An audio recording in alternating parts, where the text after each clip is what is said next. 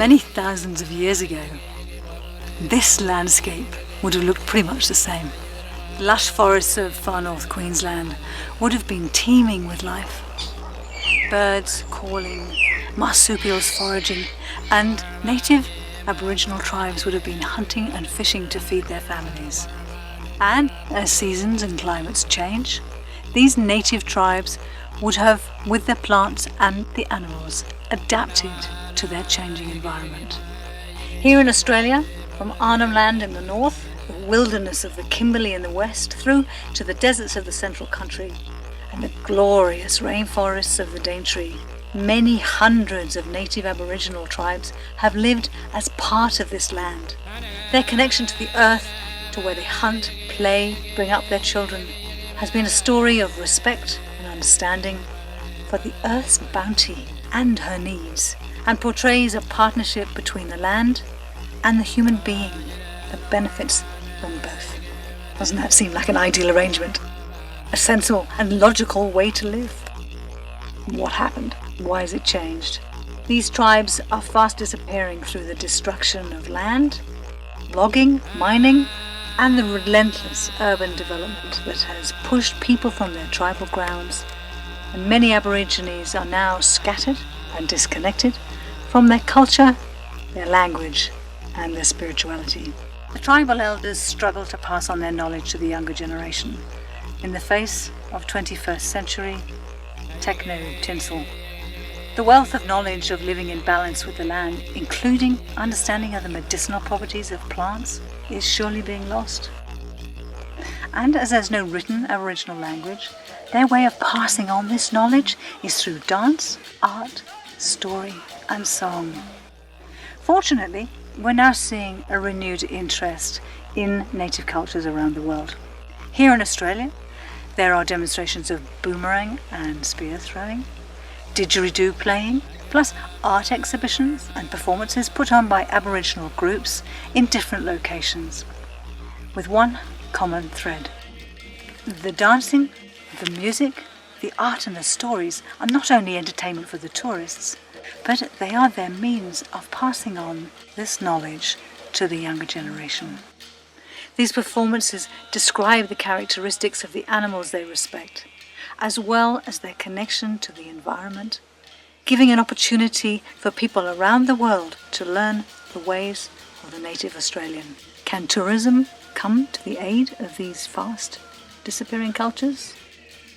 Is tourism a help, or is it a hindrance?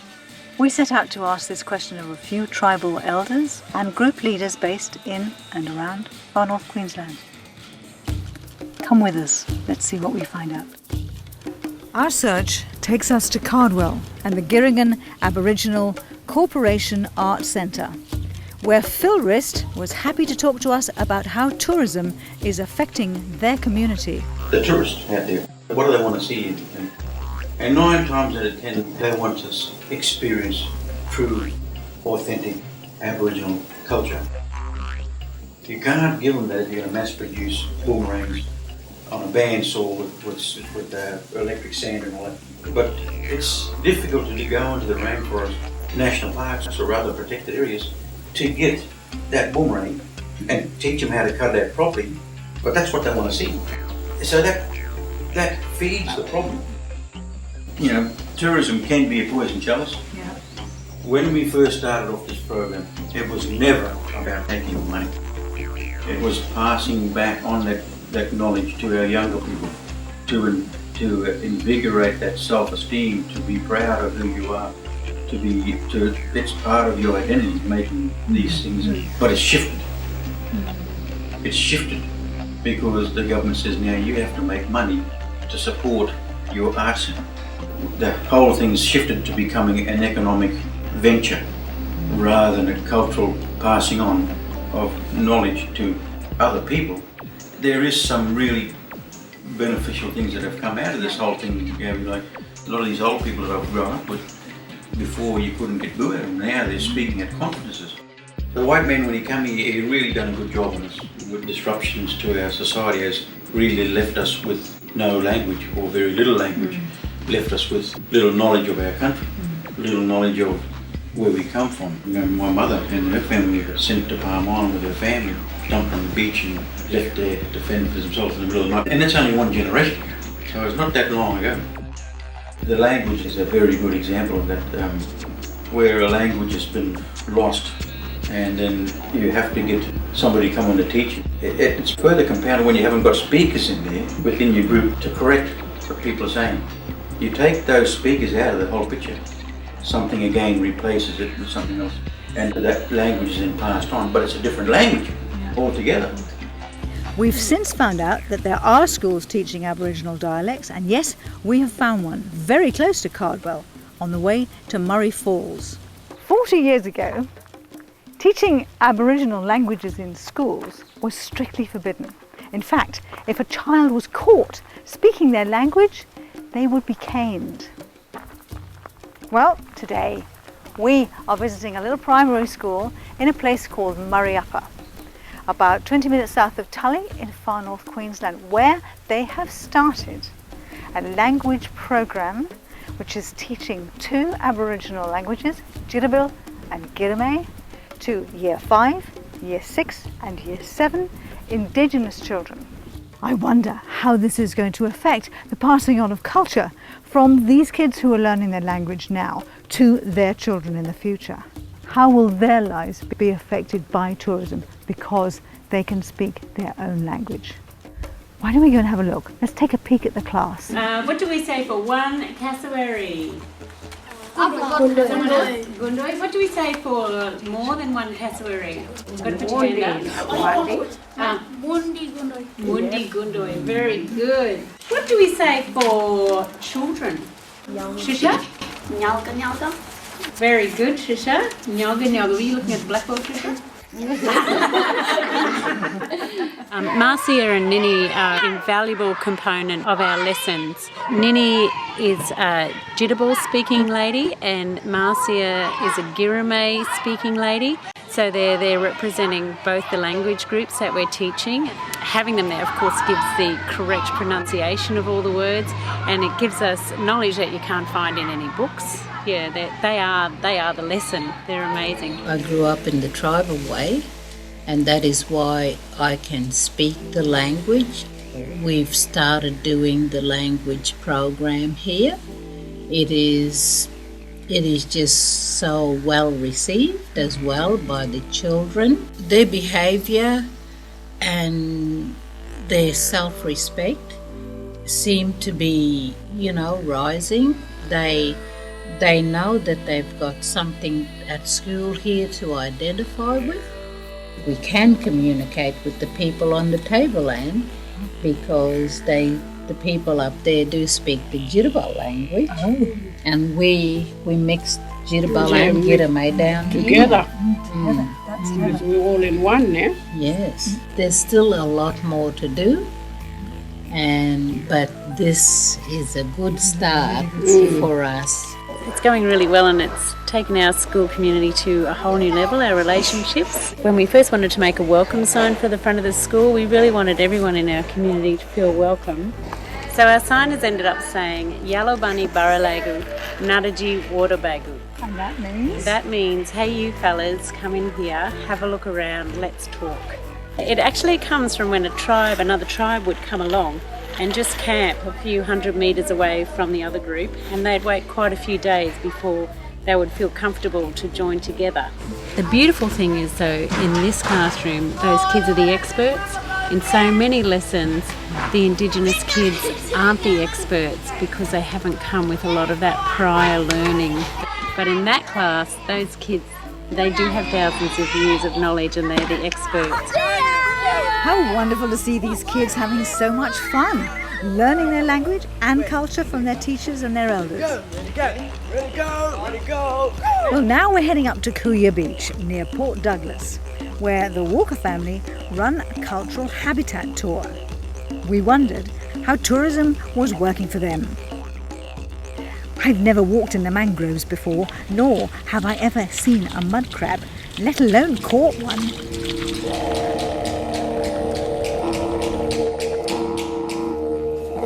See the mud crab, this is the front of the shell. Around there, he's dug in. There's his eye come out. There he is.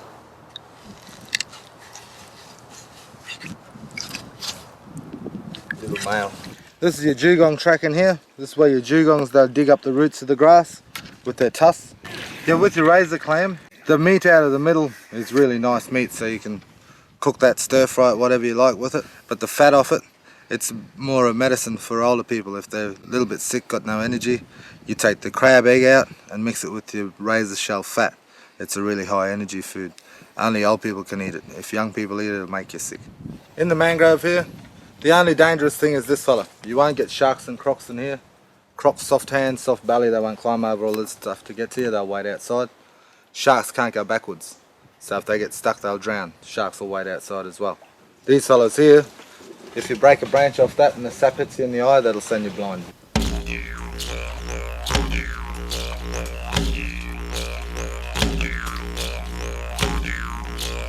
This is like walking into the land that time forgot. With massive, massive trees and huge roots that if you were in here in the dark, in the full tide, you would really have to be very careful. Brandon is looking for holes where crabs are living. This mangrove forest is full of food. These are your mangrove mussel or yulba, and that's what the crabs collected up and left it around the hole, so when he's hungry he'll come out and find it. There's 100 different ways you can find food in this extraordinary forest. Let's keep going.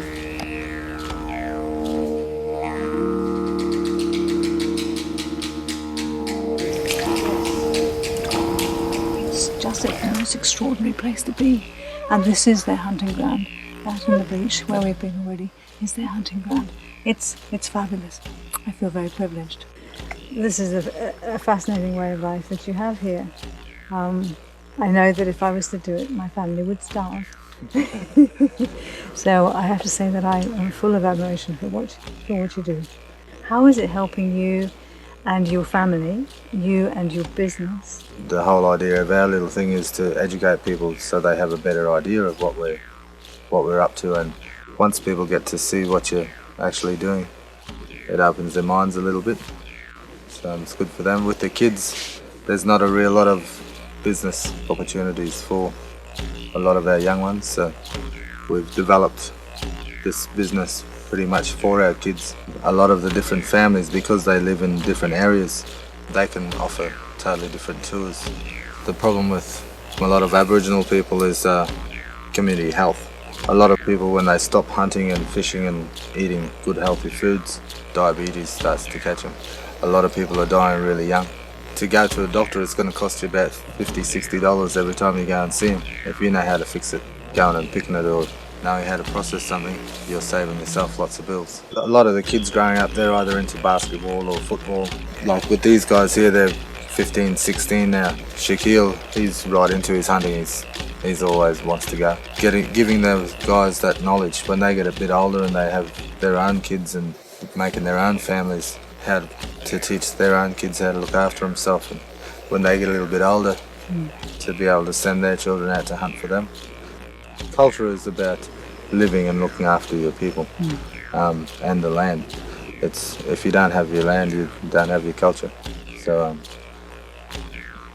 culture isn't about money. That's the second time we've heard that culture is not about money. It appears that money can distract from the goals of cultural renaissance. On the other hand, the creation of money through tourism is enabling Brandon and his family to revive an essential part of their culture within the framework of today's society. We have to be really understanding that Aboriginal people have been put in this position by past atrocities. Having said that, we can't be really too critical of Aboriginal people using tourism to reinvent their culture, to make money, to pass on their culture to younger people. It's not real culture. It's today's, yeah. But it's something that people have invented to replace what's been lost. We are proud to be. In 1997, Javakai moved its relatively small operation from Kuranda in the hills behind Cairns to a large 35-acre park with lakes and forests. Here, they entertain and educate tourists from all around the world in Aboriginal cultural arts, in dancing, songs, spear throwing and boomerangs. Today we're here because we have an opportunity to learn and watch as Day Jabberkai unfolds. Let's go and see what they're doing. I can't wait. Let's go. Tonight we'll put up camp. Tonight we'll light a fire. Tonight we'll put on a corroboree. This is impressive. Might scary, perhaps, but we understand that the tribal body paint is designed to explain the meaning of the dancers' names. For instance, there's Guju Guju, which means rainbow.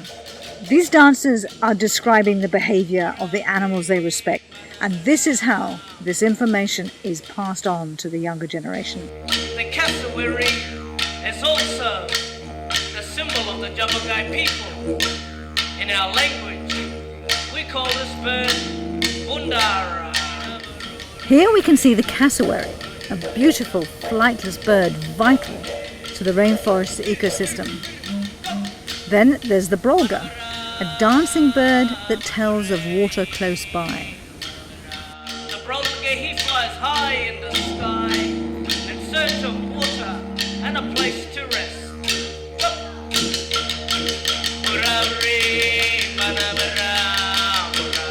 The kangaroo.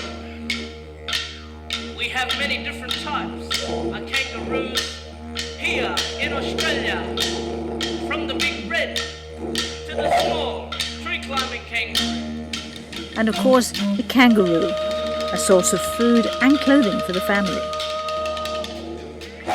Then we have the making of fire, something that along with water was so important in processing foods that their very lives depended on it. As we watch, we see how the crowd reacts to the performance, the language, the fun, the stories. And we realize that, of course, this cleverly carries out a number of roles that benefits both the audience as well as the performer. Through employment, it gives the performer a reason to learn more about their own culture in a modern world. And at the same time, the audience is made more culturally aware while enjoying the performance. I was delighted to be able to catch up with Dennis, or Guju Guju, after the show. After seeing the strength of the audience participation, I was intrigued to know what his thoughts were on the question of language. Growing up with family, it was very important that we had to keep our language alive. Just a handful of people that knew the language. An anthropologist named Michael Quinn, with a few my mum and a few of my aunties and cousins, they got together learning the language, and the idea was to put it into schools. So that way you got all the communities that were going to primary schools were learning it as well, teaching them, the cultural ways of dancing, language, experience. Yeah. Paul is an artist who has done many of the paintings here at Jabberkai. Well, you recognise where that design come from. So Jabberkai would have their own design, the Dingy people would have their own design, but what the actual design there is a squid design. And each one of these things here represent a scorpion sting. When a young warrior got initiated, he was handed a blank shield. And on the blank shield, he went to paint his coat. He always put the scorpion inside, the scorpion stings inside, to represent the pain and agony he went through during the initiation. Who can tell us more about the beginnings of Jabberkai? Let's go and talk to David Hudson, the general manager. At Jabberkai, in the shadows of the mountain, living by the sea. Now, what was your vision when you first started this? Because it started in Kuranda, is that correct? Yeah, we started in Kuranda, and it was started as a need to preserve culture. When you come from Kuranda, Kuranda's a little small township where everybody plays music, they dance, they're very arty, and so it was only in the right mode of thinking to start some form of theatre. So I'm really pleased that it became an Aboriginal dance theatre. It's now become a cultural park, and we're growing from strength to strength. Jabberkai language has been taught at the Smithfield High School and the Kuranda Primary and High School, and it's great because you can do Spanish, Japanese, or Jabberkai language. That's great. I think, isn't that fantastic? If you definitely come to the northeast coast of Australia and come to Jabberkai, you'll be taught to say, Jirinyura. Exactly. And this, of course, it seems to me, is helping people pass on the culture to their children, which then gives them a job in the future. It increases the self-esteem of everybody that you work with. You must have noticed, I'm sure, people's self-esteem is up there, and the morale's getting stronger, and so you've got to treat this as a team and a gathering of people, a large corroboree, a warama. Yes. So you learn your different skills and get that piece of paper so you can become whatever you want to dream. So sky's the limit out there. And it's a revival, isn't it? It seems like it's, instead of what seemed to me to be the white man's desire to create assimilation and to make it smaller, this seems like there's a revival of Aboriginal culture happening. It's revival, survival. Absolutely. We've had an amazing day here at Jabugai, and as we can see, I'm now fully tribaled up. I'm painted. Paul has painted me, and I have this beautiful gecko. I don't think that I expected to feel such an emotional sense of the joy and the pleasure that these unbelievably talented people have in working here. It's actually brought me to tears at times, and it's been a true pleasure. If the purpose of this business is to create a revival of Aboriginal culture, it is surely doing it. And if tourism is playing a part in that, it is doing a good job. And so it's just a handful of people that knew the language. The idea was to put it into school. The beautiful thing is, though, in this classroom, those kids are the experts. They know that they've got something at school here to identify with. Before you couldn't get good at it, now they're speaking at conferences. Revival, survival. Culture isn't about money. See, not going to be feeding the family. Hunting for worms, eh?